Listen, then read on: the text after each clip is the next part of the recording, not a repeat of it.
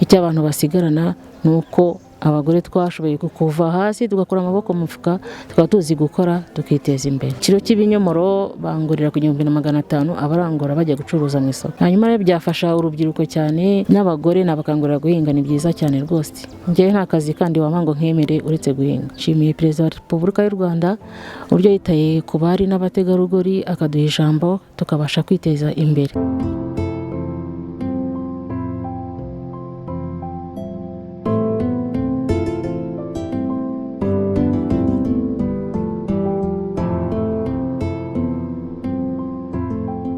Reka dushimira abakunzi b'Icyuzuzo TV, ijwi ry'ubuhinzi n'ubworozi. Nk'uko bisanzwe, nk'uko twabibabwiye ko muri gahunda ya NST2 dufite akazi kenshi, aho twifuza kugira uruhare mu iterambere ry'igihugu biciye mu biganiro dukora. Ni ibiganiro bitoroshye, ni ibiganiro bidusaba kugenda tukereka abantu koko ibintu bishoboka. Hari ukubivuga kuri radio, hari ukubivuga mu magambo, twebwe dufata kamera tukagenda tukereka abantu ko bishoboka. By'umwihariko reka dushimira abadukurikirana mu gihugu hose hatandukanye, mu turere twose dutandukanye. Twabonye ko mugenda mudukurikirana, tukomeza no gusaba abashoramari kubakangurira kwinjira mu mwuga w'ubuhinzi n'ubworozi kugira ngo tubashe kuzamura ubukungu bw'igihugu ndetse tugabanye n'ikibazo cy'inzara by'umwihariko igenda iboneka mu turere tumwe na tumwe, n'igwingira ry'abana mu turere tugiye dutandukanye. Rero ntago byakunda mu gihe twebwe tutabigizemo uruhare, yaba ari nge namwe, kugira ngo tubashe gukora cyane twihaza mu biribwa, kugira ngo abana babashe kubona ibyo barya, imbuto, ibindi biryo, ibyo byose biba bikenewe mu buzima bwa buri munsi. Nk'icyuzuzo TV rero twanyarutse mu karere ka Huye, niho dukorera n'ubundi ho ntago byatugoye cyane kuhagera. Tuza kureba umumama witeje imbere, ahinga ibintu bitandukanye, ariko aka kanya turi mu murima w'ibinyomoro utari munini cyane, uriho ibiti 250, aho atubwira ko igiti cy'ikinyomoro cyitaweho neza gishobora kwera ibiro hagati y'ibiro 40 n'ibiro 70. Aho uyu munsi ikiro cy'ibinyomoro mu karere ka Huye iyo baje kumurangurira abacuruzi bakitwara ku 1500. Ni amafaranga atari make umuntu adashobora guhita abona buri munsi. Nawe urabizi ko ushobora no kudaheruka imbuto ukurikiranye iki kiganiro kuko zihenze. Tubona ko bigiye mu rubyiruko, bigiyemo abagore. Twifuza ko n'abagore cyane baza mu buhinzi kuko nibo bashobora kuba kutubera ishuri rya bucece mu kwigisha urubyiruko, mu kwigisha abana babo bamenyere guhinga, bamenyere gufata akarima gatoya, abe yashyiraho ibiti 20. Wenda ushobora kutavuga kudahita utangirira ku biti 250. Hari ubushize twasuye Igisagara wari ufite ibiti 60. Mwabonye ko ubuhamya yatanze avuga ati ibi byose nabyigiye ku Cyuzuzo TV. Rero tubashishikariza gutangira kuri bito, ukanabanza ukareba ko bishoboka, ukabanza ugatera nk'ikinyomoro kimwe cyangwa ibinyomoro 2 cyangwa 10 ukabyiharikamo. Ngira ngo ufite ibinyomoro 10 wabyitayeho nta gushobora kubura ibiro 10 cyangwa ibiro 20 mu cyumweru mu gihe wabikurikiranye. Rero dusaba kugira ngo ibi biganiro bibafashe kandi bibakangurire kandi binabatinyure kujya mu mwuga w'ubuhinzi kuko ni umwuga ushobora gufasha uwukora by'umwihariko. Turasaba imiryango mpuzamahanga, turasaba Minisiteri y'Ubuhinzi n'Ubworozi, turasaba Minagiri, turasaba RAB kuza kudushyigikira kuri ibiganiro kugira ngo tubashe gukomeza gutanga amakuru, kuko natwe turi bamwe mu bagira uruhare mu gukangurira abanyarwanda kujya mu buhinzi. Kandi mwagiye mubibona ko harimo abashoramari bari gushora amafaranga mu buhinzi. Rero dushaka ko n'ubuhinzi bwacu ubuhinzi bwa kinyamwuga. Rero gufatanya namwe hari byinshi twakora kandi byagirira igihugu akamaro, usibye n'umuturage ariko n'igihugu muri rusange. Icyo tubasaba no gukurikirana ibiganiro byacu, mugakora subscribe kugira ngo mukurikirane ibindi biganiro bikurikiyeho, kandi ibyo mubona tuba tutabashije kugeraho tubaza mujye mutwandikira nk'uko mubikora, cyangwa munaduhamagare kuri ya nimero kugira ngo tubashe kubafasha no kubahuza n'aba bahinzi babe babagira inama zimwe mu byo tuba tutababajije. Icyo tubasaba no gukurikirana no gukomeza kutugira inama y'ibyo twakora kugira ngo tubashe guteza imbere umwuga w'ubuhinzi n'ubworozi. Nibura RGB niyongera gukora igenzura izasange ubuhinzi bushobora kurenga arenga 65 bushobora no kugera kuri 90, ari ubuhinzi bushobora gutunga nyirabwo kandi bugatanga n'umusaruro by'umwihariko ku rwego rw'igihugu. Mwakoze cyane. Nitwa Ingabire Roza, ntuye mu ntara y'Amajyepfo, akarere ka Huye, umurenge wa Ngoma, akagari ka Butare, umudugudu wa Kabutare. Natangiye mbona ari imikino, nangira ku biti bikeya, ibiti 250, no kutazengurutse n'inyuma hose, ariko ntara haruguru hose birahari ibiti, ni ibiti 250. Nabikoze mbikunze kuko nabonaga ari byiza. Nakoze urugendo shuri kuri bagenzi banjye, mbona ukuntu bahinga igihingwa cy'ibinyomoro n'uburyo cyabateje imbere, nanjye numva ndabikunze, nicyo cyatumye mbihinga. Hashize imyaka ingahe ibinyomoro byawe biteye?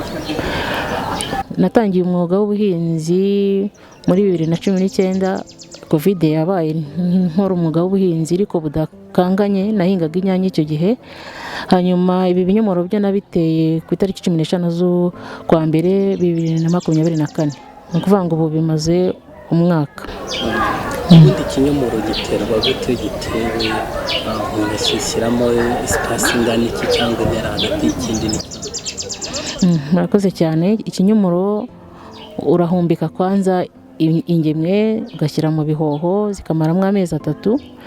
Amezi 3 yarangira ugategura umurima neza, ugacukura imyobo, ugashyiramo ifumbire ihagije, ugafata ikinyomoro cyawe neza, ifumbire ihagije y'imborera. Oya, nibura urashobora gupimisha amashyi inshuro 2. Iyo ngiyo ibihagije rwose, kuko ubu uzashyiraho n'imvaruganda. Hanyuma ukagitera neza. Nyuma y'iminsi 35 ushobora gushyiraho imvaruganda kugira ngo kizamuke neza, ugakoresha NPK. ICYUZUZO TV turasaba imiryango mpuzamahanga biri mu buhinzi kuza kudushyigikira ku biganiro dukora bigamije impinduka nziza. Ibiganiro dukora twifuza ko byakumvwa n'abantu bose, ariko kubera ubushobozi buke tubikora mu Kinyarwanda, aho kugira ngo tubikore mu Gishinwa, Igiswahili, Icyongereza ndetse n'Ikinyarwanda. Uruhare rwa buri wese rurakenewe ngo tubashe gushakisha abatuye isi kandi tubafashe mu kwihaza mu biribwa. Email yacu ni mbazewili123@gmail.com. ICYUZUZO TV, the voice of agriculture and livestock. We ask international institutions and NGOs in agriculture to support our cause, which is to show the role of social media in educating youth and women about sustainable agriculture practices to ensure food security, nutritional health, and green environment. We would love to do our talks about agriculture in different languages, but because we are financially disadvantaged, we only do it in Kinyarwanda instead of in Chinese, Swahili, and English. We only do it in Kinyarwanda. Everyone's support is needed so as to put our efforts together and eradicate poverty and food insecurity. You can reach us on our email mbazewili123@gmail.com. Thank you so much. This is ICYUZUZO TV, the voice of agriculture and livestock. Njyewe ibi byanjye nabiteye mu kwa mbere mu kwezi kwa 10 nari nangiye gusarura. Ni imbuto nziza nayikuye ahantu muri Nyaruguru, bambwira ko ari imbuto ibanguriye. Urebye ni ibinyarwanda bivanze, ni imbuto ibanguriye, itanga umusaruro mwinshi. Rero kuva gitangira kwera kuzageza gihunduye gishobora gutanga hagati y'ibiro 40 na 70.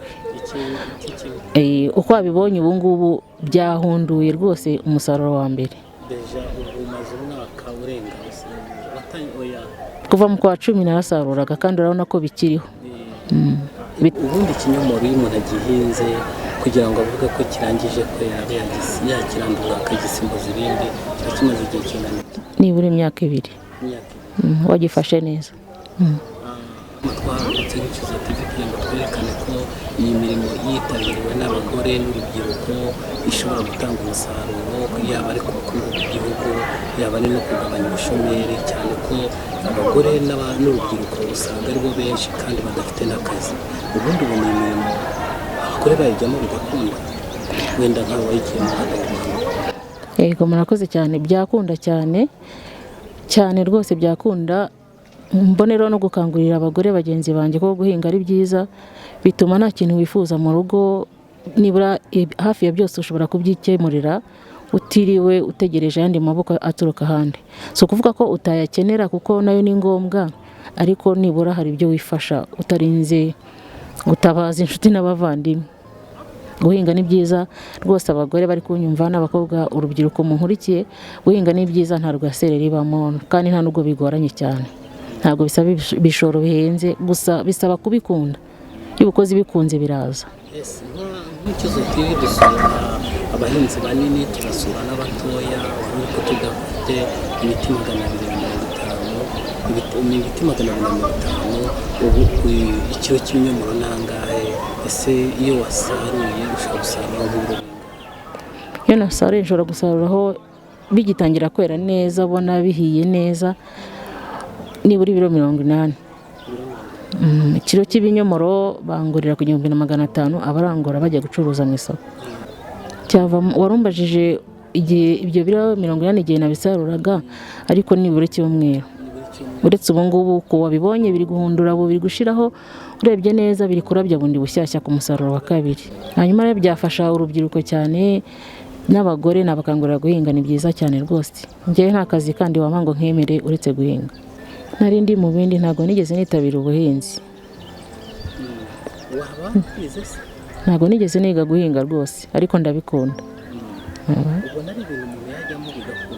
Ni ibintu umuntu yajyamo, waba warize waba utarize wabishobora.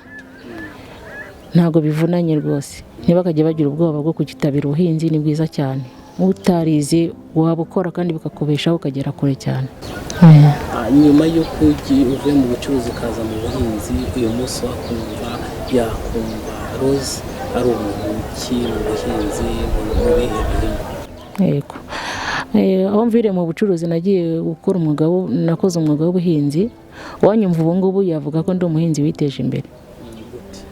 Nibura nshobora kurya, nshobora kwigurira mitiweli, si ibi binyomoro gusa mpinga n'ibindi uraza kuhabona. Nibura mpashobora guha abakozi 10 nkabaha akazi bakankorera, kandi nabo bakagira ikintu banyungukiraho. Ntanga akazi rwose kandi ngaho urubyiruko cyane, n'abafite imbaraga zo kubasha guhinga ndabafasha. Abantu bakuri iki kiganiro, ikintu basigarana mu mutwe cyane nuko abagore twashoboye gukura amaboko mu mufuka, tukabasha gukora, tugashyira amaboko hasi, nibura dufite aho twivanye, dufite naho tugeze. Ntabwo nareka gushimira nibura abayobozi b'igihugu cyacu batumye abagore dukora amaboko mu mifuka tukabasha gukora. Ndabashimiye cyane. Nshimiye Perezida wa Repubulika y'u Rwanda uburyo yitaye ku bari n'abategarugori, akaduha ijambo tukabasha kwiteza imbere. Ntabwo nakwibagirwa gushimira akarere ka Huye uburyo dutera inkunga mu bitekerezo, mu buryo bufatika. Ntako baba batagize rwose, turabashimiye. Imana ibahe umugisha. Ibyo byombi ntabwo nabyibagirwa, kandi n'Imana itumye turiho duhumeka umwuka w'abazima, ari nayo itumye turiho twese. Ntabwo nakwibagirwa kwishimira. Icyo abantu basigarana nuko abagore twashoboye kuva hasi tugakora amaboko mu mufuka, tukaba tuzi gukora tukiteza imbere. Murakoze cyane. ICYUZUZO TV turasaba imiryango mpuzamahanga biri mu buhinzi kuza kudushyigikira ku biganiro dukora bigamije impinduka nziza.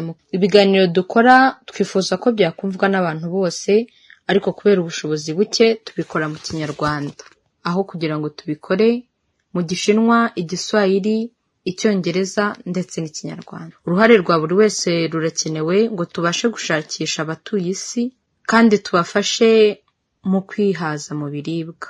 Email yacu ni mbazewili123@gmail.com. ICYUZUZO TV, the voice of agriculture and livestock. We ask international institutions and NGOs in agriculture to support our cause, which is to show the role of social media in educating youth and women about sustainable agriculture practices to ensure food security, nutritional health, and green environment. We would love to do our talks about agriculture in different languages, but because we are financially disadvantaged, we only do it in Kinyarwanda instead of in Chinese, Swahili, and English. We only do it in Kinyarwanda. Everyone's support is needed so as to put our efforts together and eradicate poverty and food insecurity. You can reach us on our email mbazewili123@gmail.com. Thank you so much. This is ICYUZUZO TV, the voice of agriculture and livestock.